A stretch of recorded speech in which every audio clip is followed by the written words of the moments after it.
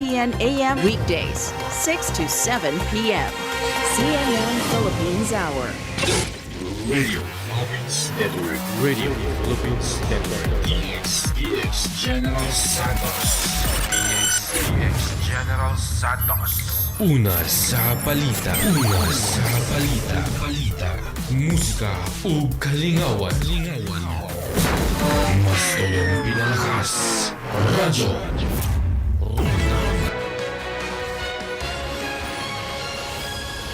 This is News Night, where we go above and beyond headlines. I'm Bia Ontiveros. Tonight on the program, as oil companies carry out a big-time increase in pump prices, the government lays down solutions to immediately address its impact, but rejects calls to suspend taxes on oil.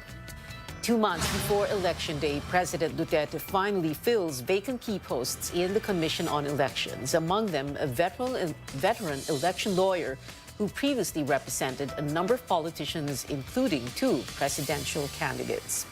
And as we celebrate women around the world, here at home we focus on efforts to empower them and look after their welfare.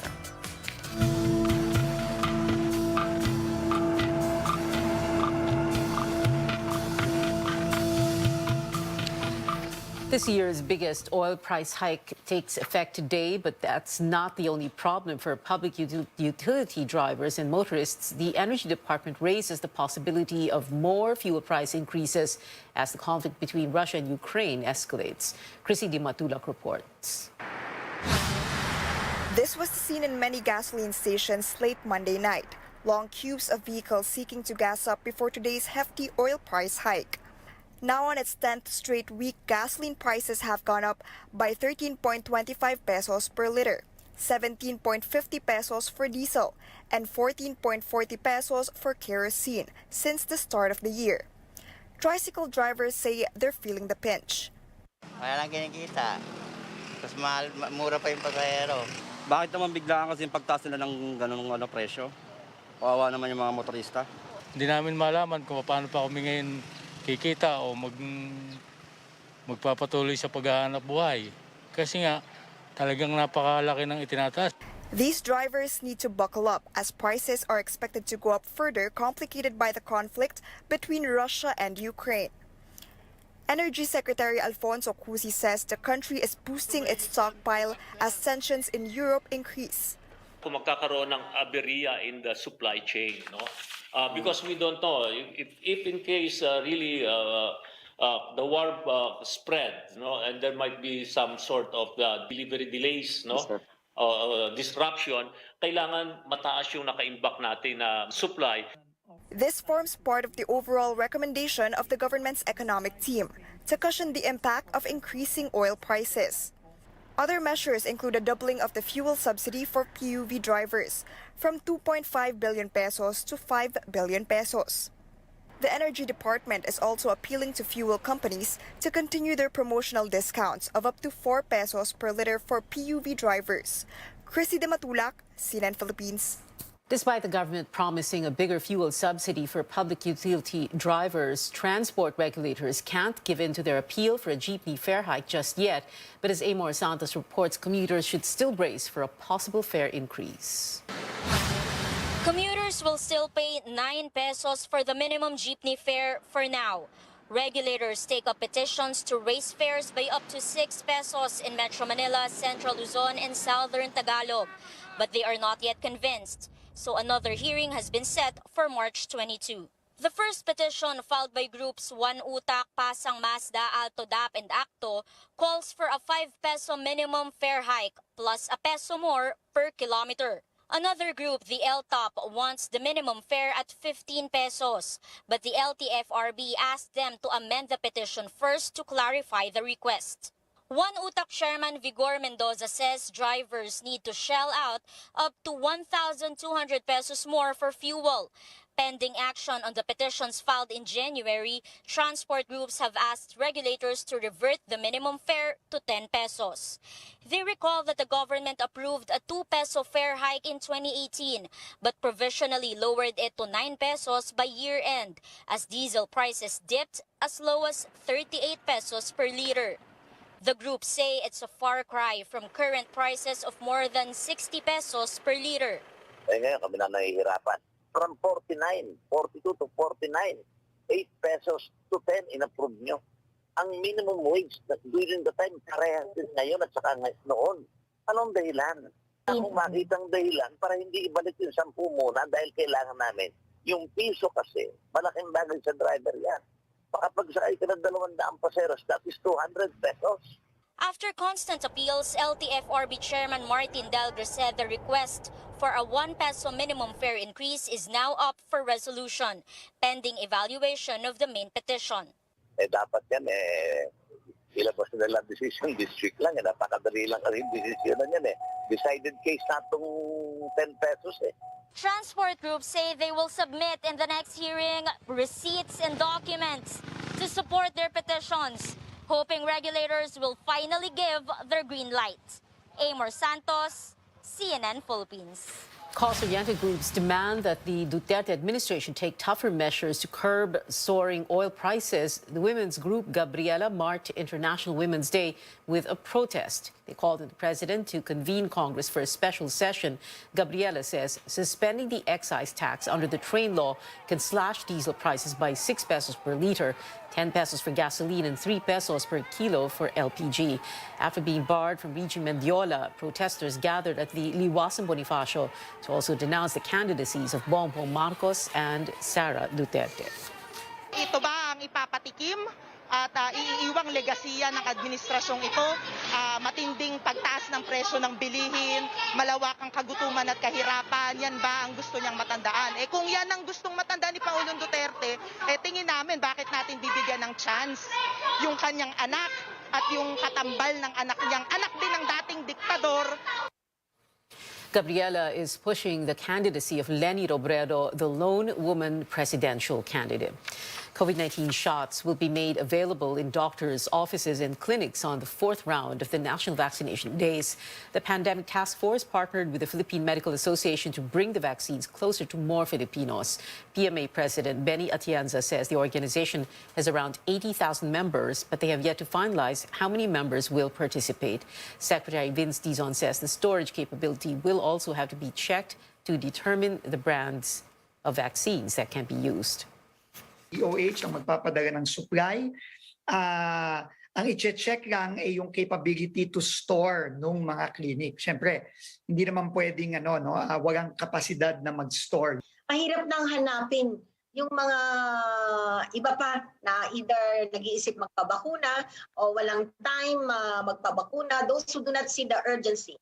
So we are providing this partnership as a way of access para sa mga kanilang mga pasyente na tinitignan nila, nagpapakonsulta sa kanila, bigyan na rin ng ating mga bakuna. The government aims to vaccinate and boost 1.8 million Filipinos from March 10 to 12. We have more stories ahead. Some Filipinos find it hard to heed the government's mandate to flee war-torn Ukraine. And President Duterte appoints new officials to the Commission on Elections a little over 2 months before the Filipino votes. Details after the break.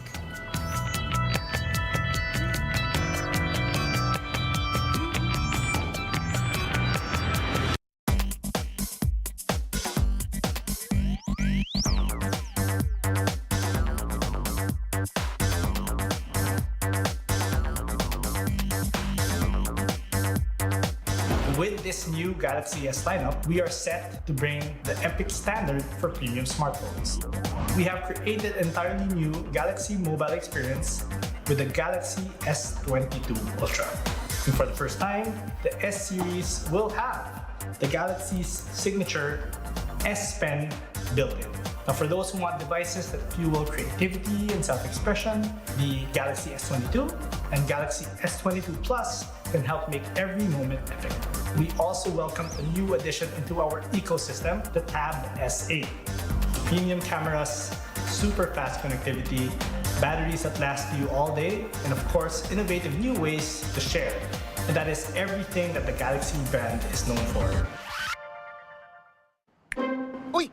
May free delivery! Basta McDo free delivery, di kailangan pag-isipan. Diretso na sa new McDelivery app. Sarap! Download now!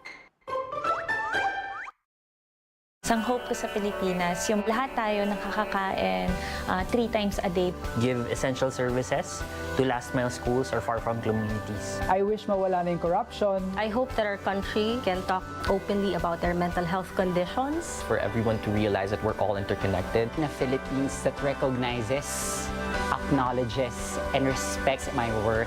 My hope is for people to choose to speak up. What is your hope for the Philippines?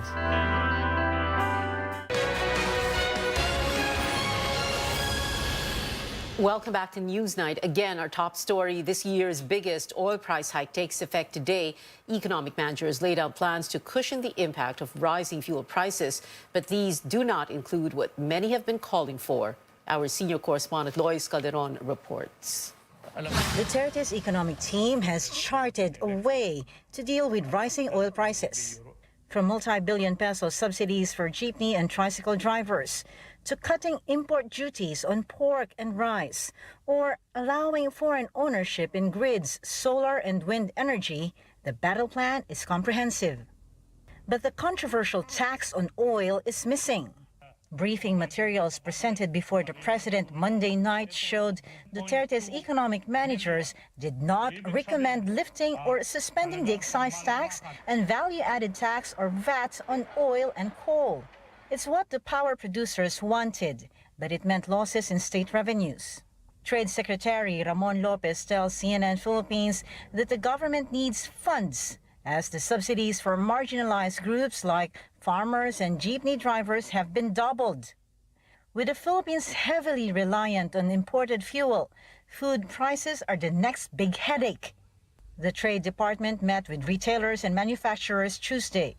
The supermarket group says suppliers have already jacked up food prices.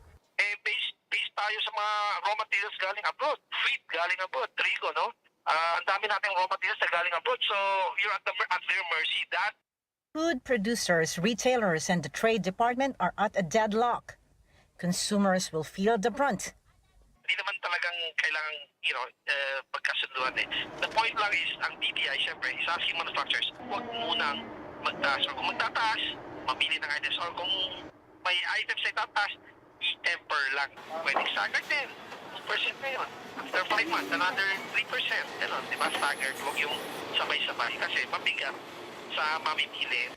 To address food security amid the oil crisis, Socioeconomic Planning Secretary Carl Chua has asked President Duterte to extend lower tariffs on imported rice and pork until December. The Philippines last year cut tariffs on imported meat, but the directive will expire mid-2022. In terms of the tariff reduction po, since Congress is not in session, we will submit a request for the issuance of an executive order. And there are dalawa lang po na kailangan ng batas. Mr. President, if the situation escalates, we could recommend a special session. Mas mabuti pa, okay? Pag-isipan na lang natin yan. Kung itong recommendations ng NEDA is really vital to keep the economy humming. Lois Calderon, CNN, Philippines.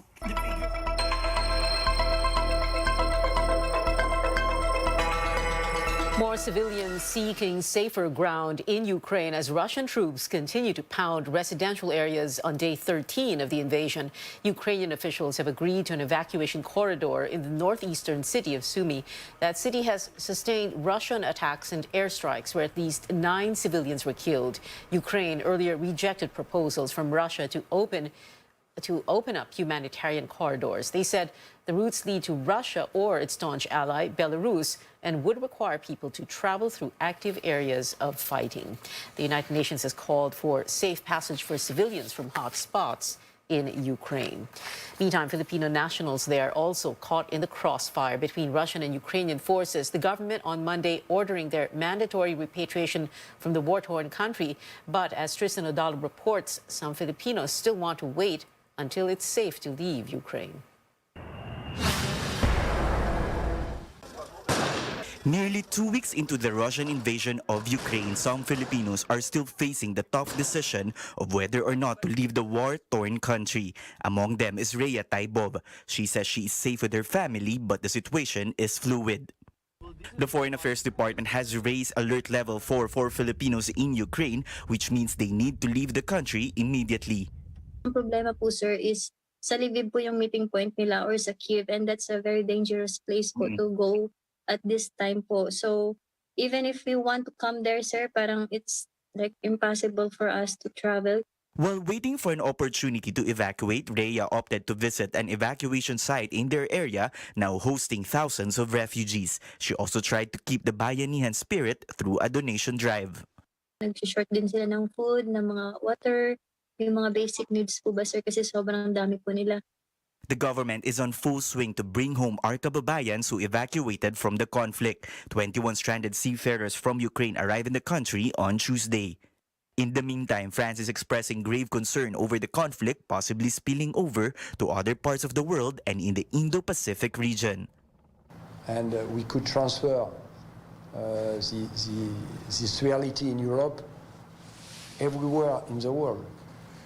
A stronger power attacking another one because she is smaller and unable to defend. I note in this part of the world that North Korea decided to support Russia. So it's another main concern for me. Former Foreign Affairs Secretary Albert Del Rosario echoes the sentiment and says that the Philippines must be ready to take concrete actions to address the consequences of the Ukraine-Russia war. Apart from the safety of Filipinos in Russia and Ukraine, former Foreign Affairs Secretary Albert Del Rosario adds that a successful invasion of Russia of Ukraine could be a model for other superpowers or big countries to follow suit. Tristan Udalo, CNN Philippines.